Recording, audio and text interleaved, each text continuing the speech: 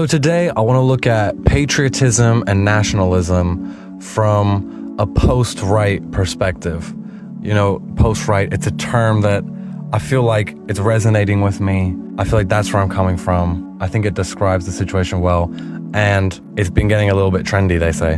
When we look at the dynamic of modern patriots, what they're doing is they're supporting and advocating for a society and culture that seems to have betrayed them and really let them down, which is really quite an odd dynamic, and it's not something that I hear talked about from that frame too often. I had originally set out to record a video about identity formation, just identity in general, what is it? And then from there, it kind of snowballed, and I then added on an extra section about community and social fabric in modern societies. And then I added on another section about values. So this video is going to have kind of an interesting format, but I think it's going to be really useful. Those different sections of the original video, they do a good job at displaying my personal interaction with my society. And it's all very a benign, unremarkable experience. And I think that's why it's so important to talk about, because it's something that I've been introspective about because it's happened to me, but it's not necessarily too interesting. And so I think a lot of people, when you watch this video, I think you can relate it back to yourself, and you'll see, oh yes, that did happen to me too, or something similar to it. And you'll see that the effects of it are actually quite substantial, quite meaningful, and are worth paying attention to, and should shape your relationship with society at large. So I would say the observations in the sections are benign but essential. And at the end of me playing you the sections from the original videos, I want to tie them all together at the end and talk about how this should frame someone with a right-wing emotional dispensations relationship with their society and culture that I would argue has really systemically let them down. And advocacy for things like in-group preference really need to be approached at a different angle. I remember driving on some suburban street with my dad when I was a kid, and there was some teenager in front of us on a skateboard swerving from one side of the road to the other, you know, blocking our way, slowing us down. And I turned to my dad and I was all like, these freaking teenagers, Dad, and they're so annoying, am I right? But he didn't see it that way, and he was saying, oh, you know, just be nice to them. They're just trying to figure out who they are. And I thought this was such a bizarre statement, you know, figure out who they are. Like, what is there to figure out? You know, I was 11. I was pretty certain I had myself figured out. And so I even tried to think to myself, like, okay, well, let's figure out who you are. Who am I? It seemed certain. But then I couldn't really grasp at anything to describe myself with. I could only come up with my name. But I felt like I still had an intuitive, tacit understanding. And so it didn't bother me too much. And I didn't see how skateboarding in front of traffic was gonna help elucidate this issue to me any better. But it did leave me with a little seedling of thought in me thinking, you know, in the words of Tucker Carlson, what's going on here? You know, what's going on here? And so, likewise, I remember seeing one of these, like, you know, alternative people once at, like, Trader Joe's when I was a kid. And I'd asked my mom when I was, like, 5, like, what's going on here? Why do they have pink hair? What's with this ring going through their nose? And my mom was like, oh, you know, they're just expressing themselves. And this was my first time encountering this self-expression thing. I was puzzled. Never heard of this before. And I'm thinking, okay, so this person is inviting us to make judgments about them based on what they're putting out in the world. Which, you know, there will be some people who are alternative and they get upset that people make presumptions about them by how they look, well, how they choose to dress, how they choose to look. And that's why you dress that way, was to put out a signal, and we're interpreting the signal exactly how it's meant to be interpreted. So it's a bit strange that people take issue with that, but that is what they're asking you to do. They are asking you, please make judgments on me based on this. I want your judgments about me to be based on what I have put out to you right here. And so I tried to do that. I'm thinking, what's going on here? You know, we've got pink hair, that means they're a bit frizzy and fun, they're a bit electric, and then they've got the nose ring, that means they're a bit like wild, maybe, like they just like you got freaking nose rings, like metal hanging out of them, they're just like, because they can handle it. I don't know. I'm thinking, and so that's what I see, and I'm thinking, does this person with pink hair and a nose ring think that they're like particularly wild and fun? I think I'm pretty wild. You know, I'm 5. I can have a good time.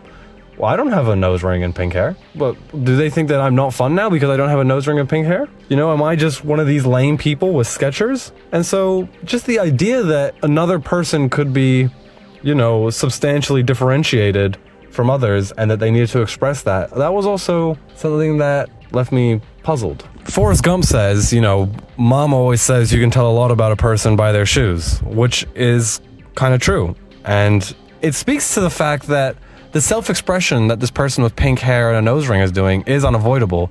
Even if you don't have that, even something as benign as your shoes, it is inviting people to make judgments about you, and it is actually reflective of an identity that you have. But is identity only about what you wear? You know, that can't be right, because if people go through this phase of having pink hair and a nose ring and then they take it out, has their identity really changed that much when they just come back to this Skechers crowd with the rest of us? So what is identity? In a sociological context, Wikipedia defines identity as emerging during childhood as children start to comprehend their self-concept, and it remains a consistent aspect throughout different stages of life. Identity is shaped by social and cultural factors, and how others perceive and acknowledge one's characteristics. The etymology of the term identity, from the Latin noun identitas, emphasizes an individual's sameness with others. Identity encompasses various aspects such as occupational, religious, national, ethnic or racial, gender, educational, generational, and political identities, among others. There are a lot of people who think that identifying with anything is just some kind of like ego trip, and I understand their perspective, and it's not totally frivolous, but people who espouse this are rarely paragons of functionality. I think it's not unreasonable to assume that humans have adapted this really deep-seated universal tendency to identify as/with things in their life as a feature rather than a bug. And if you're to neglect this tendency, I think in turn you would also neglect the helpful utilities of a strong sense of identity. Wikipedia says that these utilities are acting as a self-regulatory structure that provides meaning, direction, and a sense of self-control. It fosters internal harmony and serves as a behavioral compass, enabling individuals to orient themselves towards the future and establish long-term goals. As an active process, it profoundly influences an individual's capacity to adapt to life events and achieve a state of well-being. Profoundly influences well-being. See, this sounds like a big deal, so it's probably worth making heads or tails with what this whole identity thing is. Might even be worth holding up traffic on your skateboard. In one of my previous videos, I talked about how I have no God, family, or country, and had concluded that this was problematic because it undermined my ability to be motivated to do anything, as these were the only causes I felt could ever be worth contributing to. But now I have expanded the ramifications of this void in my life to include that these 3 things, a religion, family, and a nation or culture, are the only things worthy of anyone relating their identity to. Thus, without them, you're never going to achieve the internal harmony or any of the other benefits a coherent sense of identity can give you. Restating my last video, religion, family, and country aren't just 3 random things I've picked out of the sky because they're like la base or like trad, but because they share a number of very important and very unique qualities. These are things that you don't choose but rather inherit, which provides them with a sense of belonging to you and an ontological authority that's difficult to undermine. They are things that you by default contribute to substantively, while modern substitutes like media consumption is a mostly passive thing, with the exception of like fan art, which isn't very substantive. And additionally, religion, family, and a nation are as close as you can come to an eternal institution that's not going to go anywhere anytime soon. Your contribution to it will last, thus facilitating you to kind of cheat mortality, kind of alleviate some of your death anxiety by your contribution to one of these 3 things. And it's not unreasonable for anyone to see it that way. That really is what you're doing. For context on what I mean by having none of these, I was never baptized into anything, never had a grandparent or any family member allude to any religious affiliations or sympathies, so all religions have always seemed totally foreign. All I knew about Christianity growing up is that their God is always mad at me. He wants me to burn. You know, looking back generations into the family, there are like 3 denominations to choose from. And the 2 main ones are a part of a centuries-long blood feud. So I'd have to pick a team. And honestly, at this rate, I might as well just revert to Islam, because Islam has made itself no less foreign to me in my upbringing and my life than Christianity has. Affiliating myself with either Islam or Christianity, both of them would feel just as dumb and fake and gimmicky. I've actually made an effort to become a neo-pagan. I even painted and made my own shrine in my bedroom out of cardboard. It looks very pretty. It's like a Hellenic / Nordic themed tribe, and it is so dumb. It means nothing to me. This is what a man in crisis looks like. It just sits there in my room as a humiliating reminder of how pathetic my life is. That I have nothing serious. You know, there are people with actual shrines in their house that actually like devote things to like deities that like are actually a part of their religion that they can like, you know, talk to people about, that they get to take seriously. Having a cardboard pagan shrine in your room, it's like having a sex doll in your room. It's like having your imaginary girlfriend in your room. This is my imaginary religion in my room. Sometimes I literally pray to it. And I'm just like, oh my God, this is pathetic. It would be better if I had a sex doll, because then I'd actually like get something out of it. That's what I mean. That's my religion situation. There's nothing. And this is a diagram of my family structure. You know, I'm telling you, they're all great people. I love them. I'm grateful for them. But this is not, you know, this is not mi familia. This is not the group. This is not the gang. These are just great people who I know, which is awesome. But this is not a network. You know, there's no one to perceive or acknowledge you. There's no role to play. No one asks me to do anything like a Korean dad might ask you to be a doctor. There's no like constructive request anyone has placed on me. Rather, all that's asked is that I don't go to jail or do anything exciting. So I'm not even totally liberated from familial obligations in a fun way, like maybe some kind of Marxist would want. I just have the worst of both worlds. Do you see how like do it for your last name is just totally uninspiring to me? There's nothing to identify with here or see myself as a part of. There's just some fabulous, beautiful, great people who I know I'm grateful for. And as for cultural, national, ethnic identity, unfortunately, I'm Australian.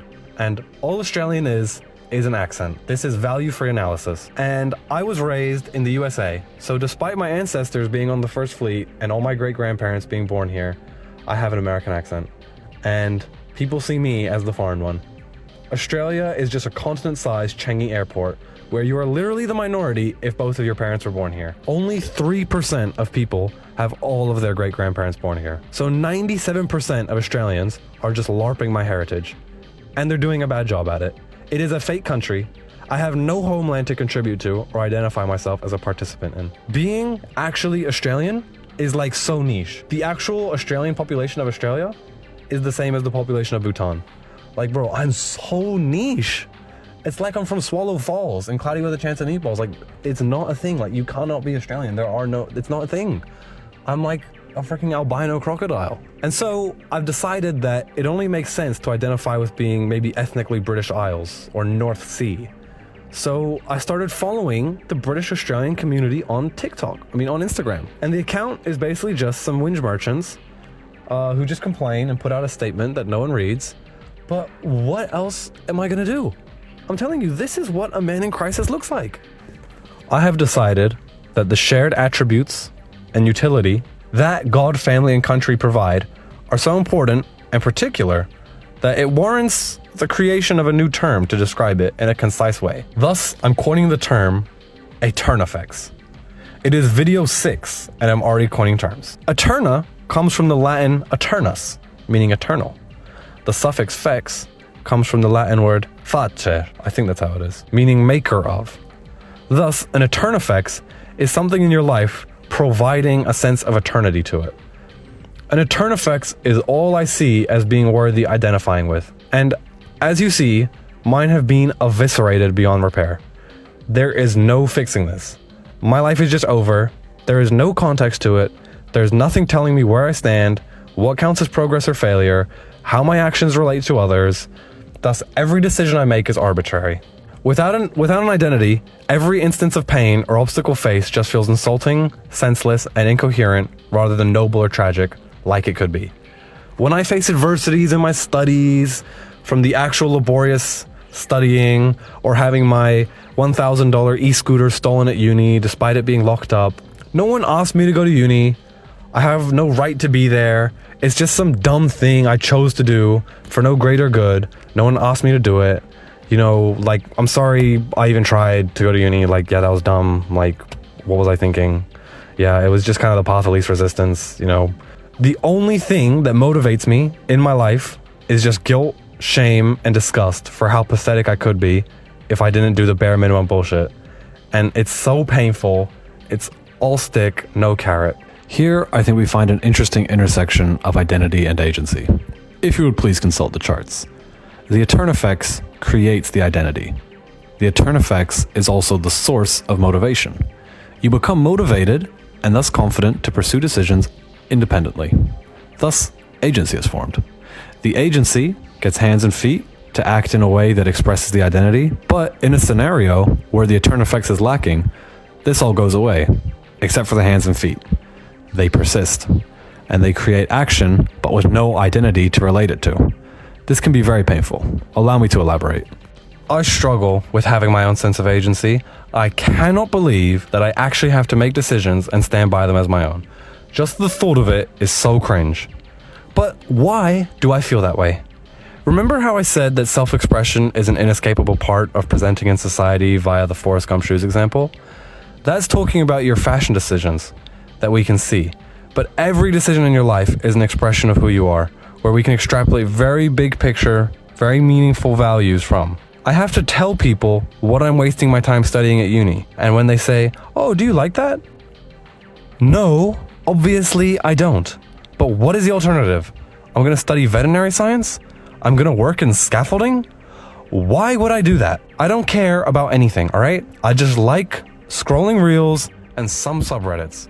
Even making mundane decisions is impossible. Should I wear a scarf today? I really want to wear a scarf. I don't know. Am I really a scarf guy?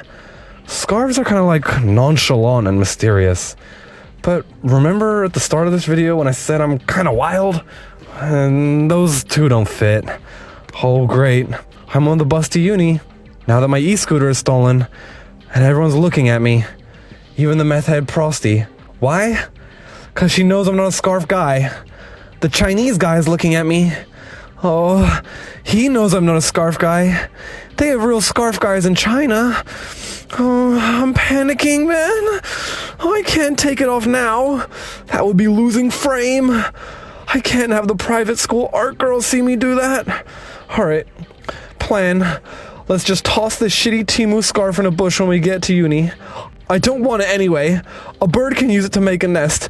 That's more useful than being around my freaking waste of space bi-curious loser pencil neck for one more second. Earth, please just swallow me whole. You see, that is what action unrelated to identity looks like. You're acting and you're expressing something, but it's not you. People are seeing this false expression of yourself that you don't identify with, and everyone, including you, has to call it you.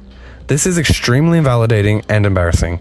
And when you have no identity, you can't just align your actions to yourself because there is no self. So you have to spend all day invalidated, embarrassed, frustrated, and never seen, with the only known method of mitigating this dissonance being to become a small poppy, always making the most inoffensive decisions possible. Welcome back to the Skechers crowd. Like, do you remember watching Alpha M back in the day and him telling you to buy jewelry and you would get some crucifix necklace or pennant off of eBay because you thought the Sopranos were cool? Then you show all your friends, all chuffed with yourself, and then they have to remind you that you're literally a 14-year-old Australian who spent his whole life in state school and was on some new atheist bullshit 5 months ago, and they all know you're gonna stop wearing it in 2 weeks. Then you don't even wear it by Friday. Then, months later, you see it sitting in the corner of your room, and you are just ashamed of yourself for even attempting such a fraudulent LARP. Oh, and it didn't help you pull, like at all. Yeah, you got no bitches even. Yeah, I remember that.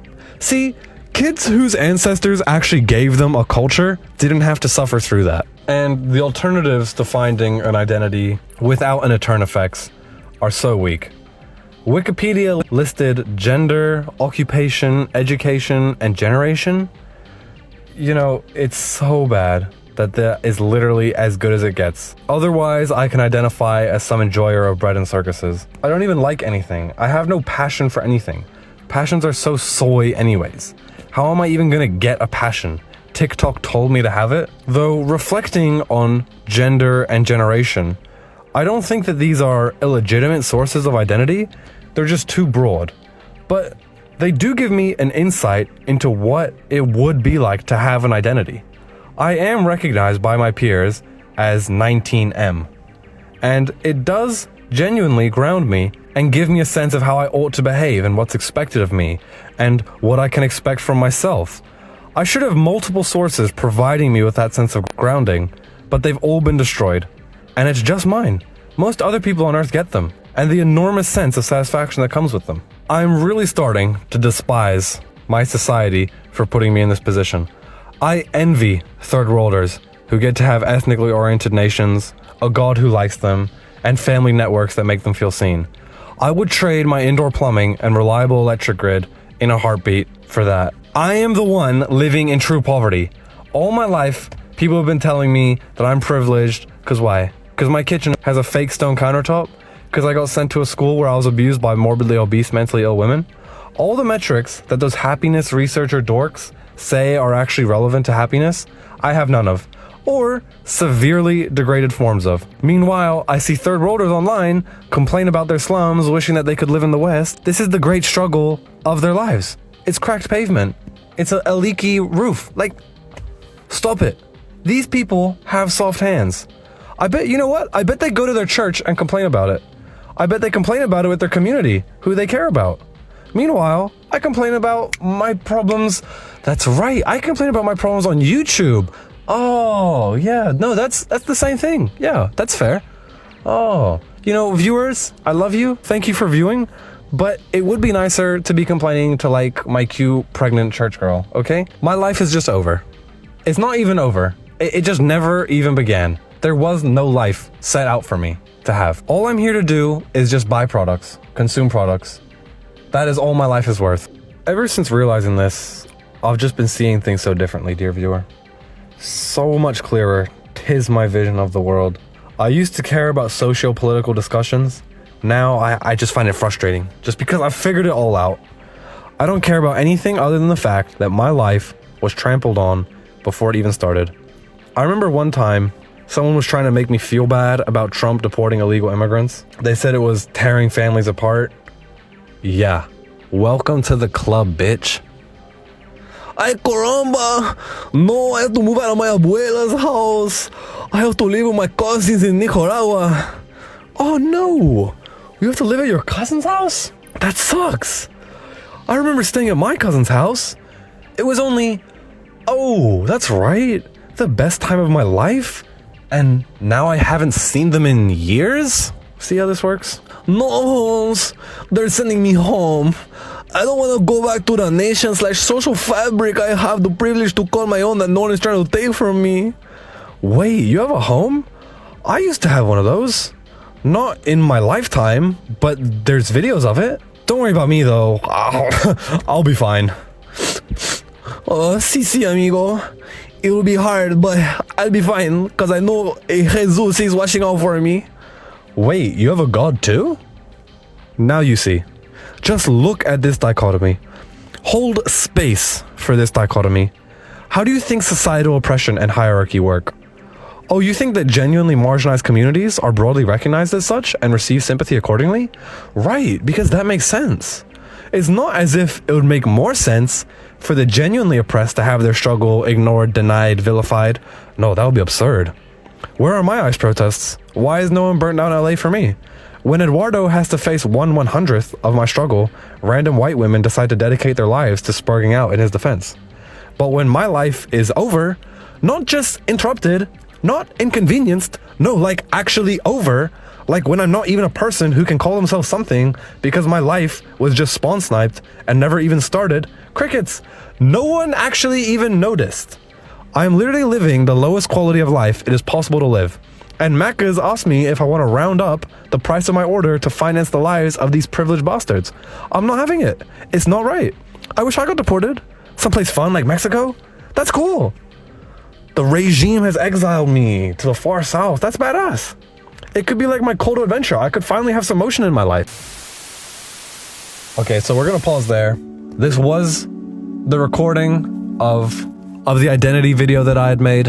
I ended up getting a bit sidetracked with just my own pity and victim narrative. That's irrelevant. I started talking about Palestinians and all that, and how, like, you know, I did leave in a bit though about how I think it's funny that I once was asked to sign a petition to help the people of Gaza. Gaza is what that means. And it's just crazy. It's like, you're asking me to come help out your third world shithole, and now you're kind of, you know what you're doing. You're passively aggressively lambasting me, calling me a troglodyte for calling it Gaza, not Gaza. Okay, that's what you're doing. So I'm here to help you not get bombed, and you respond by passively aggressively calling me a troglodyte. Okay, that's cool. No, give me the petition. I'll sign it for you. Okay. Because I'm a good guy. But I just think that's an interesting idea, that, like, this is the entitlement that these people have. Now onto the community and values section of my video. So I've been reflecting on the fact that beyond not having an identity via an eternifex, I've also just been totally mal-socialized. I reread the sentence where I said an eternifex was the only worthy thing of anyone relating their identity to, and I think that's mostly true, but a bit harsh. I think if you're plunged into a sufficiently flourishing social network, it can go a long way abating most of these macro identity concerns. But unfortunately, I would say that my socialization was just systemically undermined by a multitude of factors, with the most obvious being innovations in entertainment technology, so like short-form video content. People talk about how before the internet, boredom was a far more prescient emotion in daily life. Girls would go on dates with guys they were hardly interested in simply because there was just nothing else to do than go home and watch Gardening Australia. My parents say it was very common to go out every Thursday, Friday, and Saturday night, and for people to just mill about in third spaces throughout the week. At the end of most days, when I was in primary school, I used to go to the park with my friends. Then this was diminished slightly in high school, and then after the pandemic in year 8, I hardly ever returned to after-school outings. I would just go home, watch YouTube, Goon, or even play single-player games on PlayStation. I didn't even do Discord with my friends. I don't know what was wrong with me. I used to listen to Hamza videos and the like instead, which is really quite regrettable now. It seems like people really had a lot of fun playing video games over Discord with their friends, and I didn't get involved in that. My school had no clubs or afternoon programs because no one would ever join them. I did debating in year 7, but after the pandemic, they never brought it back fully because they just couldn't find enough students to join it to satisfy its existence. I was at KHHV throughout all of high school, which is not a frivolous thing. These are important steps in an adolescent's social development that I just never got. And there was no chess club to hang out at, and if there was any event, there was no after party to go mill about at. And if there was, and there wouldn't be one because no one would be implored to go to it because you can just go home and not be bored. I feel like the whole texture of social interaction would be different. When I go out to socialize now, it's literally like a going out. It is a unique change of pace from my life. I have to get my game face on and perform. Meanwhile, if you spent every day out at the skate park like people did back before the internet, just constantly interacting with neighbors and new people, your default state would be a state of social flow. So I have an extremely limited social circle, and it would be disingenuous to expect me to take responsibility for this and just go to a uni club as if that's going to ameliorate the systemically degraded social landscape I inhabit compared to my parents' generation. There are much less third places and much less incentive for people to attend them. And when I do, it's with my social skills that have been annihilated by my isolated social development, and with the people I'm interacting with being roughly as mal-socialized as this. This also has the effect of my generation having far less integrated social networks to meet people through. I was at a hostel in Vietnam with my friend, and there was these 2 South Asians from London who realized that they had a mutual friend, and so one of them exclaimed to the rest of the conversation circle, "Oh my god, like, that's so London, like, I don't know about where you guys are from, but like in London, like everyone just knows each other." And I was kind of like rolling my eyes. Like, I just feel like it's such a trite and cliche thing to say, But the guy I was traveling with, he found this interesting, and so he responded with, oh yeah, you know, Brisbane's like the same, like, you know, you say someone's name and like someone in the group will like know them or their sibling or something. And I didn't want to embarrass him in front of everyone, so I just stayed quiet. But this is such bullshit. I know this guy, and I know that he knows no one. He didn't even know like half the people in our grade. So my point being, there isn't even any social community networks that you can meet people through and have your meeting be facilitated / lubricated by your mutual connections. And by the way, when I went backpacking in Vietnam, in hostels, unisex hostels, drinking, I didn't get any motion. I departed Ho Chi Minh City the same KHHV as I came. And I packed condoms too, because I had that kind of mindset. This should be astounding. This is how degraded my socialization has been, right? When Gen X went backpacking, they would just sleepwalk into sex without any consideration or effort. Now, this is somewhat sidetracked, but my point is my ability to form any kind of social relationship is just so chronically degraded. There's no hope of relating my identity to any form of voluntary association. And these liberal dorks love the idea of the kebab shop being like some kind of modern institution of the community where like we're all going out of the kebab shop. It's our local. Yeah, he's Turkish, but he's one of us. He knows us. He calls us boss man, and he's like our guy. And it's like this fantasy that they've made up. Because my local kebab shop guy is a cunt, bro. I hate this guy. And his kebabs are expensive. They're fine in quality. But he does not know me. There's no relationship. I have a young fat homosexual friend who engages in this fantasy. And I know him. And I know the kebab shop that he's referencing when he talks about it. Like, we'll be going to the kebab shop and he'll go, oh yeah, I brought some cash because I know that boss man loves it when I bring cash for him. It's like, that's so, the point. It's not even the point. In the internet culture thing of it, he's meant to call you boss man. You don't call him boss man. It's meant to be that you go to the kebab shop and he goes, oh, what do you want, boss man? Oh, you're the boss man. Yeah, you don't call him boss man. So you're doing it wrong. No one calls him boss man. He doesn't call us boss man. This is something that you've made up in your head because you have no community and you're so desperate, you're grasping to straws of some made up fantasy where you're going, oh, boss man loves it when I bring cash. And like that, the idea that like, oh, it's fun that he's like money laundering. He's probably not money laundering. It's a successful business. It does fine. And no, he's not happy when you bring cash. I'm there with you. He doesn't care. He's probably a bit inconvenienced.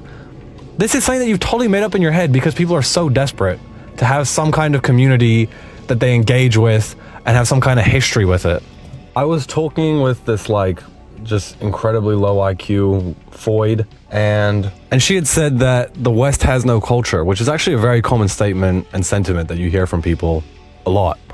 And I had just completely eviscerated her, debunked her, like, it's the easiest claim to make, you know. If someone says the West has no culture, like, you can just go ahead and never take anything they ever say seriously ever again, because you're just not dealing with like a serious, intelligent person. Like, that is just so dumb. But it is interesting though that this is a super common thing that people say. Like, yeah, it's impressive that this many people are this low IQ and don't like they think that culture is just like being in a silly costume and dancing in a circle. Like, they don't even know what culture or civilization is. So it is impressive that this many people can be this low IQ. But there are a lot of people who espouse this sentiment. But it just has me wondering, is this something that you hear in China? Do people in China go, oh my God, boy, China has no culture, don't you know? All we do is make products. China has no culture. Don't be ridiculous. Like, I don't think they do. I think in China, they're pretty certain that they have a culture. I think in India, they know they have a culture. I don't know anywhere else on the planet. I'd be interested to hear where they have this same sentiment that, oh, dude, we don't have any culture, man. The West doesn't, well, we don't have any culture. When really, we're like categorically the most culturally rich, and the rest of the world copies us. Philosophers and scientists have speculated as to how humans might develop without any cultural input, with a tabula rasa. And I feel like my life is a good insight. I've been watching this guy's video series on values, which is very interesting to me. And it's another one of these concepts, like identity, that when I first encountered it in childhood, I thought it was just ridiculously simple. What are my values? You know, what a silly question. Don't we all just value good things? How is there anything to discover here?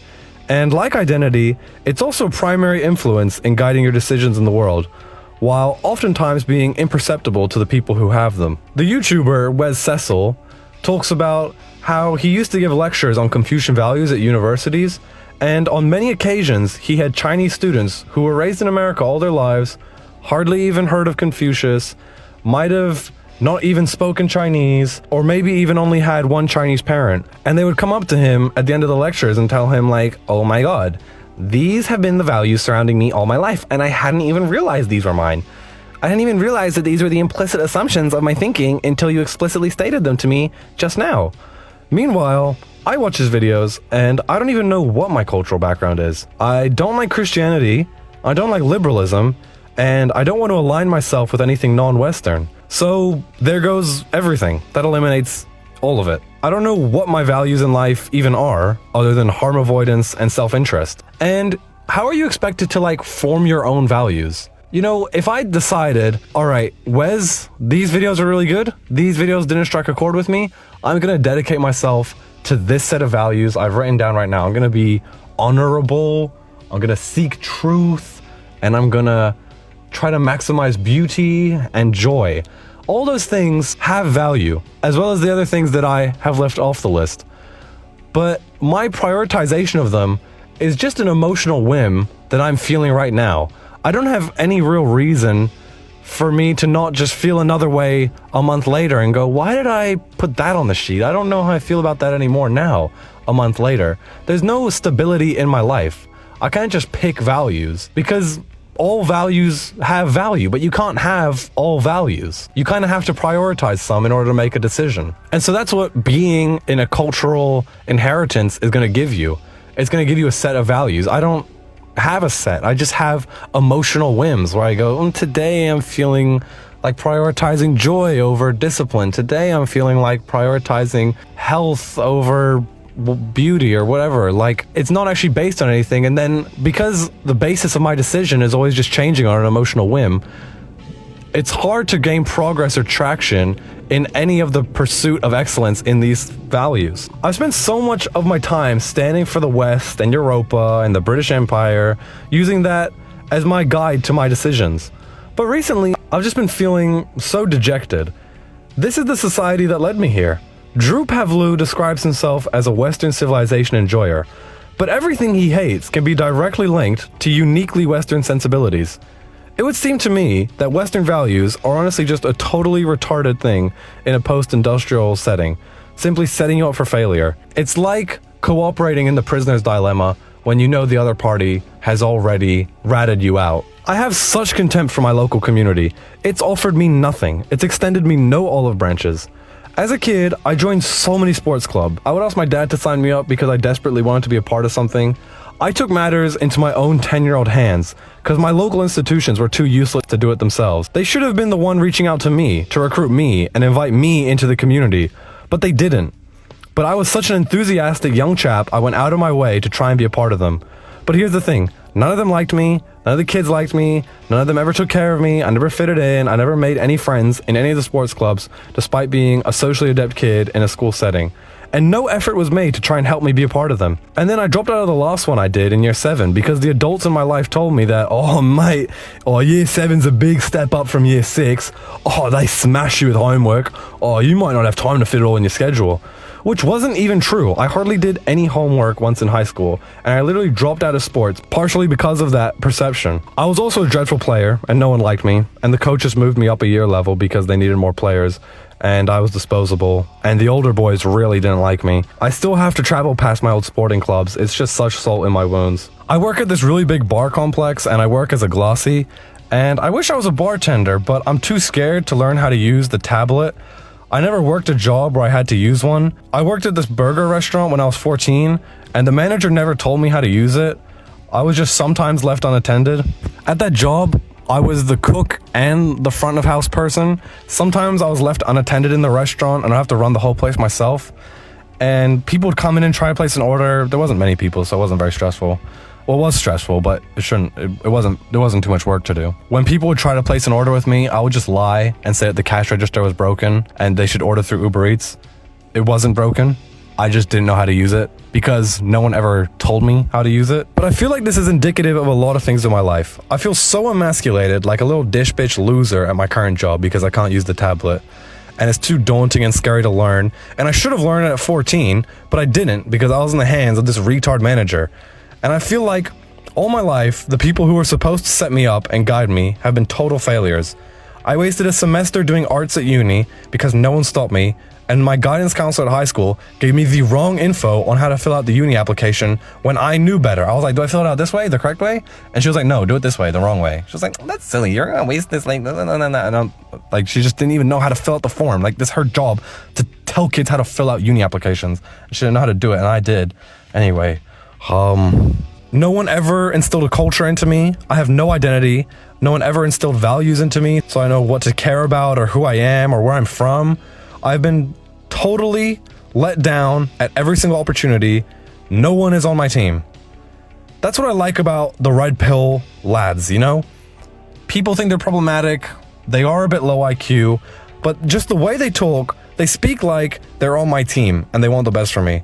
And this way of speaking is just totally foreign from anything I've encountered in the culture. You know, I'm talking a lot about how my life just sucks, some kind of like pity Olympics, victim Olympics. But it is true that your life in the West with these kinds of conditions is categorically of an incredibly poor standard. And Rudyard Lynch, What If Autists, the great genius, he did a really good video, much better than my little spiel just then, about putting into perspective what the modern man's life kind of looks like and how really it is one of the most degraded existences that could be conceived. And I'm very grateful that I have things like supermarkets where I can just get any food I want, and I've got electricity and running water. But this is like the bare minimum for Australia. This is an island inhabited by white people for centuries with no wars on it really. Of course they're gonna have electricity and running water. How could that not be the case? But then how could they also not just give me a community and a culture and a society and an identity to be a part of? How did they drop the ball on that? That is really impressive. Okay, now to consolidate what we learned from those recordings detailing my interaction with my society. I think that they can largely be summarized by the Ubuntu phrase, a person is a person through other people, which is not groundbreaking, but nonetheless, I think was worth going into more detail on. People talk a lot about the struggle that a lot of Marxists have, where they struggle to get the working class, the real proletariat, on board with their ideas, and they're a bit upset and feel a sense of cringe that Marxism is really only popular with rich kids and high IQ people, and the masses just dismiss it, and the only times it's ever been successful with the masses is really just when you're dealing with broke peasants doing a peasant revolt. The masses never really get very thoughtful about Marxism. And nationalists have a similar struggle, particularly in the 21st century, where the nations and the societies that they're trying to campaign for just really do not like them very much. Like, Ozpil is not a very loved character in Australian public life. Neither is Pauline Hanson. I'm surprised that she's getting all of this support she is. I'm honestly dubious about it. If you talk to even people who aren't necessarily woke or politically switched on, they all just think that she's like evil. She's really hated by the country that she loves. And this is a dynamic that I don't hear spoken about in these terms very often. And these nationalists always want to pretend like their country is more based than it is. Carl Benjamin and people like him always talk about how the UK has always been very anti-immigration. And historically, it's been marginally anti-immigration, but really, it hasn't got a great record on the basedometer. Like, how is there still a sizable chunk of the British population that is still either fine with being replaced or is like still thinking about it, undecided? They're going, I don't know. Let me think about that. It's a really straightforward answer. Like, do you think that you should get your entire society and civilization that you created, should it be for your progeny or should it just be for the entire world? Like, that's not a divisive question anywhere except for the West. And then these nationalists want to play pretend as if all their countries are secretly based and secretly like them. And these Westoids know that the West isn't as nice as it could be, that it is in a degenerated form. And so you'll ask them, what's going on? Why are you campaigning for this place if it sucks? And they'll tell you, they have this little story that they've made up. They go, oh, bro, so basically, like, the West, it was like, oh, it was the greatest thing ever, bro. It was like, they were so kick-ass. They were like the coolest people ever. It was so advanced, bro. Oh, the West was so good, and its values. Oh, I love the Western values. Oh. But then there was this school in Frankfurt. It was called the Frankfurt School. And there was these feminists who were, like, writing books and shit. And the Frankfurt School, they, like, became uni professors. And they wrote books. And then in the 1960s, the boomers, they ruined it. Oh, really, like, the boomers did not ruin it. They were just one inconsequential link in the big chain. Oh, and then the boomers, they bought the books and they read them, and then they were like, oh, that's right, let's start wearing ugly clothes like hoodies around the place. Let's make everything ugly, and let's be nice to criminals, and let's flood the place with immigrants. Oh, just because they read the books. Then it's like, if the West was so great, then why did they read the books in the first place? Why would they sell the books in the first place? If you go to China and you give them a book saying, here's why you suck and need to make everything rubbish, no one's going to read that book, and the book will just get banned. And they ban books in the West already and have done for ages. You can't just say that the West was awesome and then, like, blame the Frankfurt School for subverting it. If subverting it was that easy, it would be one thing if they did something really sophisticated, but the West has just totally gone along with its own demise. Again, like, there's still crazy polls out there about how Western populations are just unrelenting and getting off the modernity train. And detailing my interaction with my society, I don't know why I should be campaigning for it at all. This is a society that has really let me down and does not like me. Modern Australia is a corrupt, dreadful social fabric that I realize I really shouldn't care about, and it has never cared about me. It has never even extended any olive branch to care about me.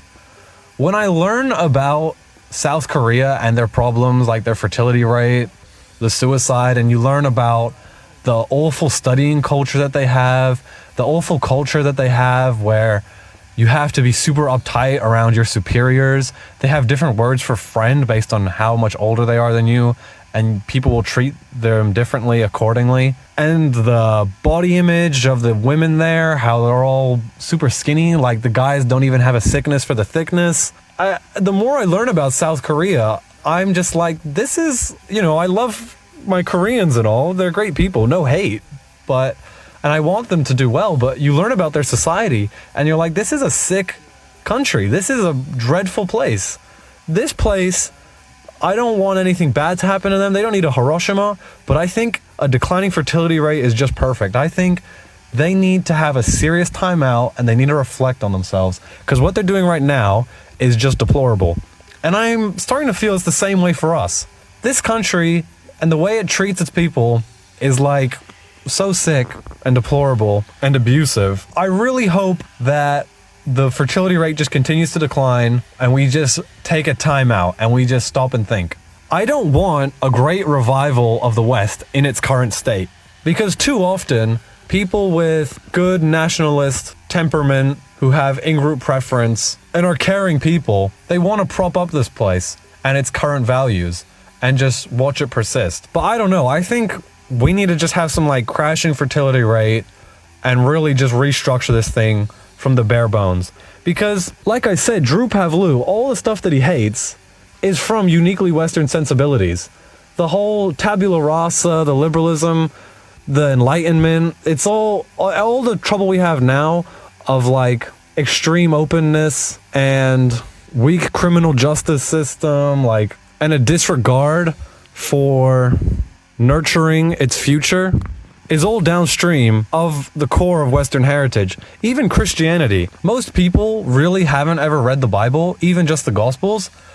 If you read it, it is just a disgusting, awful book. A silly, low IQ, immoral drivel. The morals of it are not intelligent. I thought Jesus was going to be like some calm Buddhist guy. I'm not asking him to be like some crusader. I'm not even being upset in the Nietzschean perspective of it being slave morality, but it's literally low IQ, he's just a raving lunatic. I used to worry about going to hell for not liking Jesus, but then when I actually read the Gospels and you learn that Lazarus is in heaven, I don't want to be anywhere near heaven if that's where Jesus and Lazarus are. If I'm invited into the gates of heaven, I am not walking in. That place sucks if it's run by Jesus and his friends.